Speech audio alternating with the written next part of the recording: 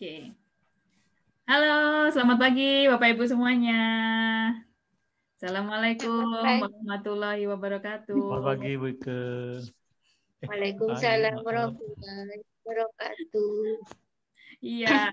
Ini Pak Adin kenapa kok senyum-senyum sendiri nih? Mungkin THR sudah keluar ya? Iya, saya lupa deh. Oh iya. Bu Ayu, maaf saya pakai HP di laptop saya bermasalah. Oh iya, enggak apa-apa. Yang penting bisa mengikuti ya. Alhamdulillah ceria-ceria sekali saya melihatnya Bapak Ibu semuanya hari ini siap menerima pembelajaran ya. Oke, sebelum kita mulai pembelajarannya, seperti biasa kita awali dulu dengan doa ya, supaya semuanya bisa berjalan dengan lancar. Bisa Bu Ika bisa bantu pimpin doa ya? Baik. Bismillahirrahmanirrahim. Baik Bapak Ibu, agar kegiatan kita hari ini berjalan dengan lancar, sebelumnya kita berdoa sesuai dengan agama dan kepercayaan masing-masing. Berdoa dipersilahkan.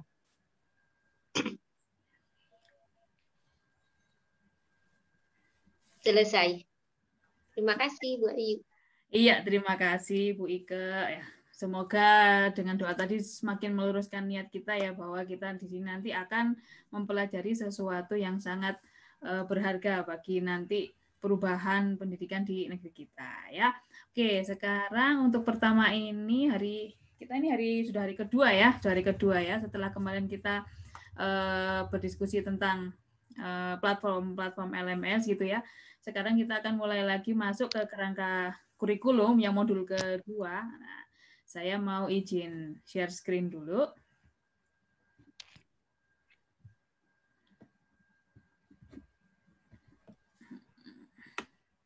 Terlihat nggih Bapak Ibu? Terlihat. Oke, siap. Sebentar, saya atur dulu. Nah, kita sekarang akan membahas ini kerangka kurikulum profil pelajar Pancasila ya. Mungkin kemarin malah Bapak-bapak, Ibu-ibu juga sudah melihat di LMS ya. Melihat di LMS apa saja yang ada di dalam profil pelajar Pancasila. Nah, tujuan pembelajaran kita hari ini adalah memahami definisi profil pelajar Pancasila, memahami definisi dan elemen-elemen dalam profil pelajar Pancasila, memahami kegunaan profil pelajar Pancasila dalam proses pembelajaran, memahami cara penerapan profil pelajar Pancasila di satuan pendidikan, dan juga memahami pengembangan proyek penguatan profil Pancasila. Nah, Bapak Ibu, sebelumnya, nah ini saya ada pertanyaan untuk Bapak Ibu ya. Yang pertama, atau satu aja nih pertanyaannya ya. Coba Bapak Ibu mulai berimajinasi atau mulai merefleksi diri ya. Profil pelajar di sekolah Bapak Ibu semuanya masing-masing ya. Saya yakin tiap-tiap satuan pendidikan mempunyai ciri khasnya sendiri yang tidak sama antara satu dan yang lainnya. Nah, saya ingin membahas itu lebih mendalam sebelum kita mempelajari profil pelajar Pancasila itu seperti apa ya. Jadi di situ sebutkan profil pelajar sekolah yang Anda impikan dan sesuai dengan kondisi dan kemampuan peserta didik di satuan pendidikan Anda. Ya, ini bisa sebentar, ini rupanya belum saya ini jambornya ya. Ini saya taruh di chat ya. Silakan buka jambornya. Ini saya stop share dulu.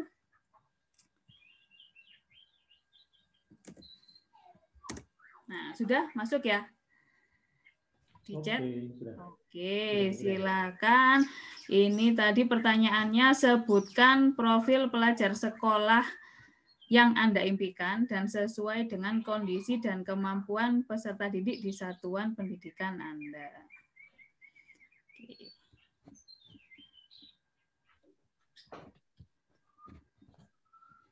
Coba saya lihatnya, apa ada yang sudah coret-coret di sini.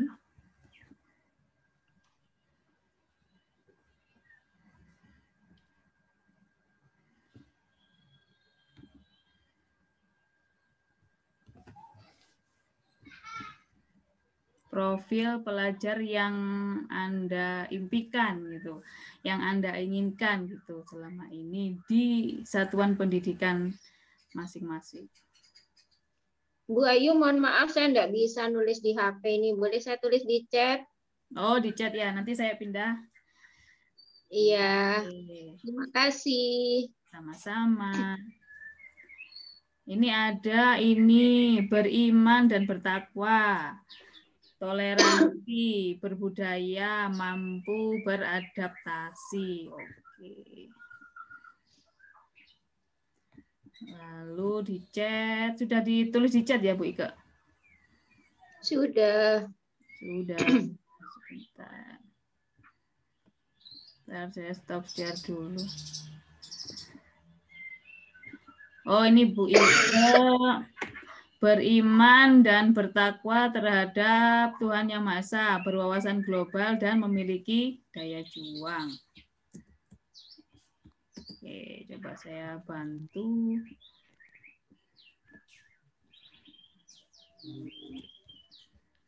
Ya.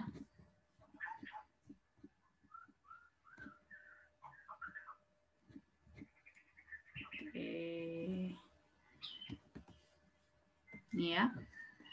Terlihat nggih? Jamboard kita. Ya. Oke, jadi yang sama apa nih? Yang sama adalah beriman dan bertakwa ya terhadap Tuhan Yang Maha Esa. Ini sama ya. Berarti sama inginnya. Jadi sepertinya kalau di Indonesia memang menjadi dasar fondasi ya untuk suatu profil pelajar yang diinginkan. Lalu ada toleransi, berbudaya tidak sama, mampu beradaptasi sama berwawasan global agak sedikit beda ya. Oke, dan memiliki daya juang. Oke, Bapak Ibu. Jadi itu yang Anda inginkan untuk siapa namanya? Untuk nantinya pelajar di sekolah jenengan itu memiliki karakter-karakter seperti ini. Nah, sekarang saya kembali nih. Saya kembali ke sini, kita akan mulai eksplorasi konsep. Nah, eksplorasi konsep tentang profil pelajar Pancasila. Bapak Ibu mungkin sudah melihat di LMS-nya masing-masing ya, tentang pelajar Pancasila itu apa. Saya hanya ingin mengulas sedikit aja di sini ya. Jadi yang pertama adalah definisi profil pelajar Pancasila. Profil pelajar Pancasila adalah profil lulusan yang bertujuan menunjukkan karakter dan kompetensi yang diharapkan diraih dan menguatkan nilai-nilai luhur Pancasila serta peserta didik dan para pemangku kepentingan. Jadi semua nih muaranya kurikulum itu nanti harus kepada profil pelajar Pancasila ini. Kita ingin profil pelajar kita itu mempunyai profil seperti apa sih yang diharapkan dan dibutuhkan nantinya. Nah, di profil pelajar Pancasila ini ada 6 dimensi Bapak Ibu ya. 6 dimensi ini bisa saya besarkan. Nah, 6 dimensi ini bisa dilihat beriman dan bertakwa kepada Tuhan Yang Maha Esa dan berakhlak mulia. Sama ya dengan yang Bapak Ibu tuliskan tadi ada ya. Lalu berkebinekaan global. Oh ya, berkebinekaan global juga ada tadi ya. Lalu bergotong royong, belum ada tadi jawaban Bapak Ibu. Kreatif, bernalar kritis dan mandiri. Nah, inilah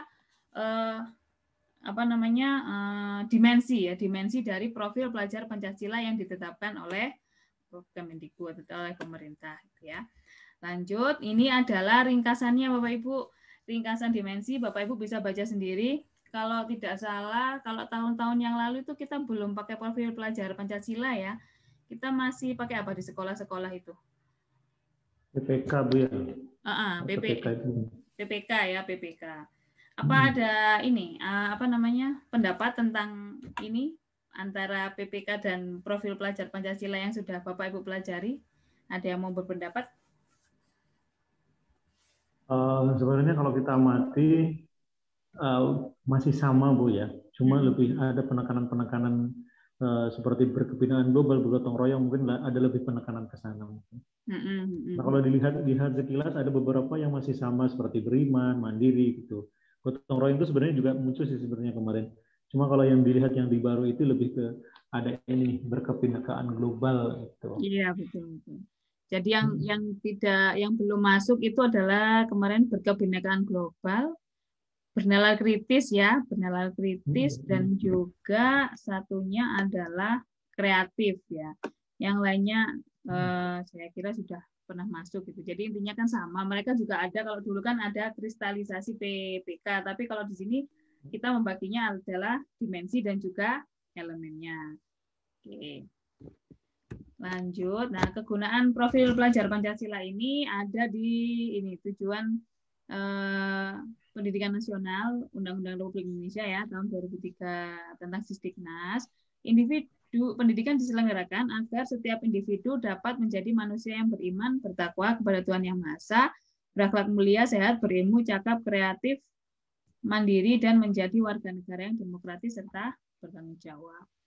Nah, Ki Hajar Dewantara pun telah mengkonstruksi visi pendidikan Indonesia yang penting untuk dijadikan acuan dalam sistem pendidikan nasional. Nah, kegunaannya yakni merupakan upaya menerjemahkan tujuan dan visi pendidikan tadi ke dalam format yang lebih mudah dipahami oleh seluruh pemangku kepentingan. Jadi nanti lulusannya itu pokoknya memiliki profil pelajar Pancasila gitu ya.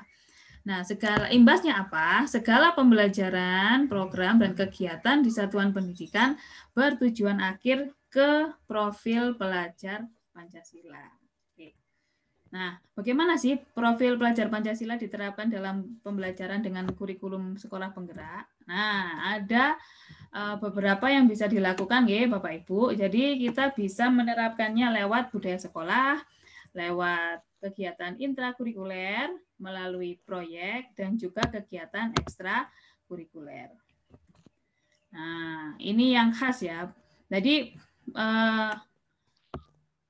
profil pelajar Pancasila harus dikuatkan dengan adanya proyek. Inilah yang membedakan pembelajaran kita dari pembelajaran yang lalu, ya, Bapak Ibu.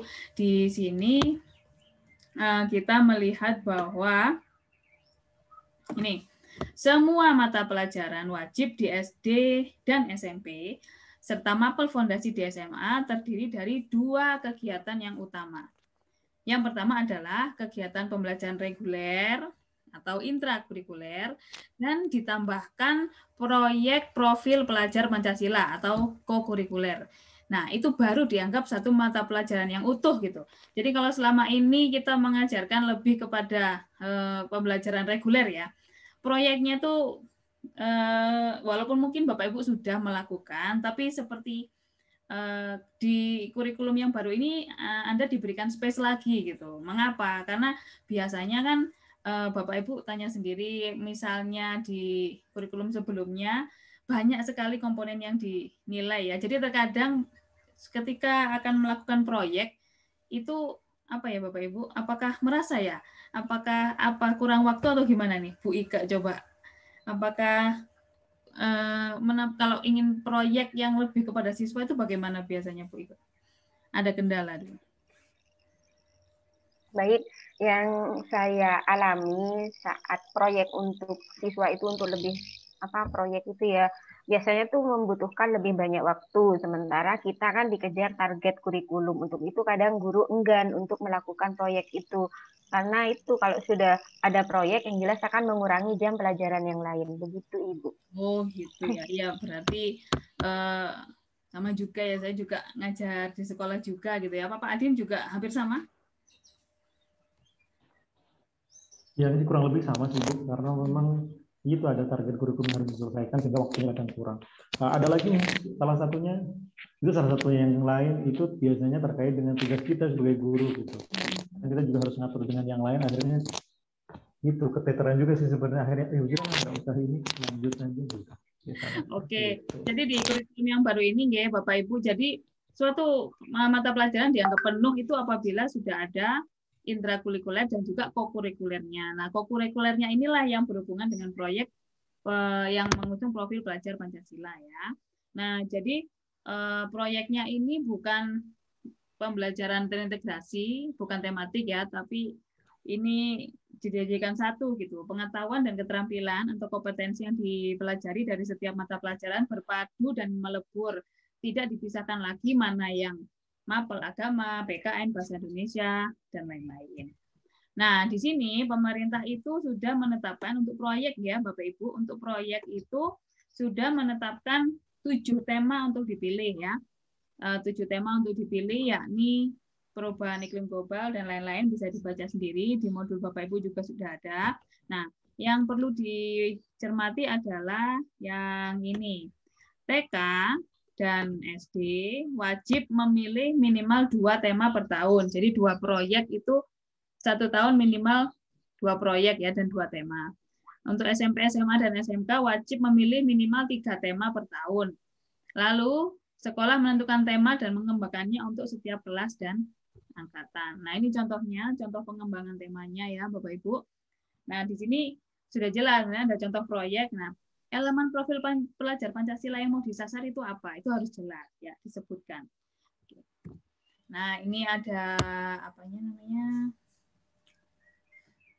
Langkah ya, langkah-langkah identifikasi dan juga waktu atau durasi. Nanti Bapak Ibu bisa baca sendiri. Nah, sekarang saya ingin masuk ke sini. Ruang kolaborasi dan demonstrasi kontekstual. Nah, saya akan membagi ke 2 kelompok ya. Kelompoknya yang pertama untuk kelompoknya Pak Adin apa Bu Ika ya kemarin itu ya. Pak Adin ya. Saya kemarin kelompok apa ya? Saya juga lupa Bu. Nah, kelompok 1 kayaknya ya, kelompok 1. Lalu Bu Ika nanti untuk pemimpin kelompok 2 ya. Nah, tugasnya adalah buatlah sebuah karya visual 2 dimensi sederhana, bisa poster, bisa infografis, dalam kelompok yang berisi tips-tips mengenai cara mengenal potensi atau karakteristik peserta didik ya. Karena kan kita harus mengetahui apa karakter dan potensi mereka sebelum kita memberikan pembelajaran. Silakan diskusikan dengan kelompok Anda terlebih dahulu. Nah, beberapa pertanyaan itu bisa memandu Anda ya. Yang pertama, mengapa kita perlu mengenal peserta didik dalam menerapkan pendidikan yang memerdekakan? Dan yang kedua, apa saja cara yang dapat digunakan untuk mengenal potensi atau karakteristik peserta didik Anda? Oke, saya berikan waktu kira-kira 20 menit cukup ya untuk berdiskusi dan membuat karya visual sederhananya. Cukup kira-kira? Medianya bebas, Bu. Pakai PowerPoint atau apa, Bu? Bebas, boleh PowerPoint, boleh Word, boleh di Google Slide, monggo terserah. Siap? Oke, 20 menit dari sekarang ya Bapak Ibu, silakan bekerja. Iya, sudah selesai 20 menitnya. Kira-kira sudah selesai kan Bapak Ibu? Sudah. Sudah lah, Bu, sudah. Sudah ya? Sudah, tapi seadanya ya, Bu ya. Ya, enggak apa-apa. Yang penting kita bisa belajar gitu ya. Oke, ini saya beri kesempatan pertama. Siapa yang mau presentasi dulu nih? Saya, ladies first. Ladies first. Ladies first. Oh, oke, siap. Silakan. Yang cowok nunggu ya. Cewek dulu. Oke, siap. Oke, silakan Bu Ika. Ya, izin share screen dulu.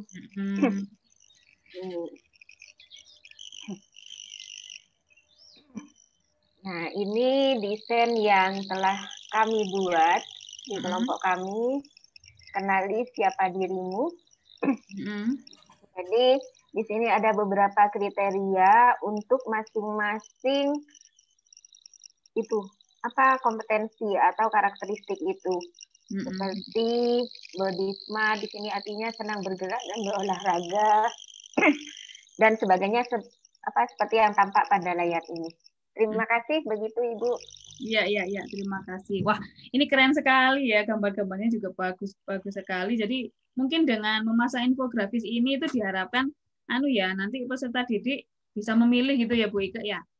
Kira-kira mana yang kira-kira dia itu masuk yang mana, tipe yang mana begitu. Oke, jadi sebagai guru kita jadi bisa memahami dia ya. Jadi ini dia lebih senang kemana, jadi nanti prosesnya bisa cepat. Oke, bagus sekali Bu Ike. Terima kasih. Tepuk tangan untuk Bu Ike. Terima kasih. Oke, sekarang selanjutnya ada kelompoknya Pak Adin nih. Silakan Pak Adin. Oke, siap, siap. Baik, saya akan share screen. Wah. Ini hasil kelompok kami, kelompok 1, kelompok bapak-bapak ini. Kalau tadi kelompoknya Bu Ike menggunakan fiksi ini, saya menggunakan ini Bapak Ibu. Jadi bagaimana untuk mengetahui karakteristik peserta didik, ada beberapa cara yang kami gunakan. Tentunya kenapa karakteristik ini dicari, untuk memahami apa yang sebenarnya dibutuhkan untuk peserta didik. Nah, untuk karena itu, apa yang mau dilakukan? Yang pertama menggunakan kuesioner, interview, observasi, tes, dan semacamnya. Nah, hasil akhirnya, Bapak Ibu, kuesioner dan lain-lain ini akan sampai kepada profil peserta yang akan kita ini. Mungkin itu, Bu. Oke, wah keren, bagus sekali Pak. Jadi kalau Bu Ike tadi lebih ke bakat-bakatnya ya. Jadi kalau Pak Adin ini ada beberapa cara untuk untuk mendapatkan menggali informasi tentang apa yang mereka dapatkan, bisa dari kuesioner. Mungkin kalau Bu Ike tadi bisa di kuesioner ya, dengan membagikan itu anak tinggal menempelkan stiker-stiker gitu ya. Ada interview secara langsung dan juga ada observasi mungkin saat mereka bermain atau saat di kelas, dan juga ada tes. Wah, keren sekali Bapak Ibu. Tahapannya banyak ini ya Pak Adin ya. Apakah itu dilalui semua atau bagaimana? Atau salah satu saja? Karena ini tugas, ini yang ideal dituliskan Bu Ike. Begitu. Terima kasih. Iya, terima kasih Bapak Ibu atas responnya. Gitu, saya lanjut lagi, tinggal sedikit lagi. Ini waktunya ya. Saya share dulu. Ini untuk pertanyaan wrap up ya, sum up materinya. Nih. Nah, setelah memahami tentang kurikulum sekolah penggerak dan profil pelajar Pancasila, ternyata saya menyadari bahwa, jadi ini apa ya, refleksi Bapak Ibu lah. Setelah memahami modul kita yang tadi dan profil pelajar Pancasila ini, ternyata saya menyadari bahwa saya harus apa gitu. Mungkin ada yang mau. Saya Bu, mungkin. Oke, Pak Adin silakan. Pak Adin dulu. Saya jadi gantian Bu Ike ya. Jadi setelah memahami tentang kurikulum ini lengkap ini, saya menyadari bahwa ada harapan besar dari pemerintah bagaimana menyiapkan generasi yang akan datang. Salah satunya melalui profil pelajar Pancasila. Dan saya juga tahu bahwa semua aktivitas yang akan direncanakan dalam kurikulum yang akan datang ini, paradigma baru ini, dalam rangka untuk mencapai itu. Jadi muaranya semua aktivitas itu pada profil pelajar Pancasila. Itu Bu Ayu. Terima kasih. Ya, betul sekali ya dikatakan Pak Adin ya. Semua muaranya nanti ke profil pelajar Pancasila yang lebih mudah dimengerti gitu ya Pak Adin ya. Bu Ike mungkin masih ada yang mau ditanya ya? Silakan. Terima kasih menambahkan dari apa yang disampaikan oleh Pak Adin bahwa harapannya pemerintah adalah bermuara pada profil pelajar Pancasila. Tentunya di sini peran guru sangat dibutuhkan karena guru adalah pelaku utama pendidikan di Indonesia. Jadi guru harus benar-benar memahami apa konsep dari profil pelajar Pancasila dan bagaimana cara untuk mencapai profil Pancasila yang ideal seperti harapan pemerintah sesuai dengan tujuan pendidikan di Indonesia. Begitu Bu Ayu. Oke, terima kasih. Wah, keren-keren sekali ya. Walaupun sudah siang, semakin siang ternyata masih bisa menyambung gitu ya. Mungkin bisa jam-jam kritis ini kalau misalnya kita puasa itu sudah jam-jam lapar ini ya. Oke, wah tidak terasa Bapak Ibu, ternyata kita sudah ada di akhir sesi hari ini gitu ya untuk yang sinkronus. Jangan lupa Bapak Ibu lanjutkan ke materi asinkronus yang berikutnya ya, dan kerjakan tugas-tugasnya, dan besok kita ketemu lagi jam berapa Pak? Jam 8 ya, kita mulai lagi jam 8. Oke. Wah, tadi Bu Ike ya, Bu Ike bisa dipimpin doa lagi, ini kita sudah mau menyudahi materi. Baik, untuk mengakhiri pertemuan kita pada hari ini, mari kita membaca hamdalah bersama-sama. Alhamdulillahirabbil alamin. Alhamdulillahirabbil alamin. Terima kasih Bapak Ibu atas atensinya sudah hadir di pertemuan ini, dan sampai jumpa. Sampai jumpa. Makasih Bu Ayu. Terima kasih Bu Ayu, makasih banyak. Mohon izin live.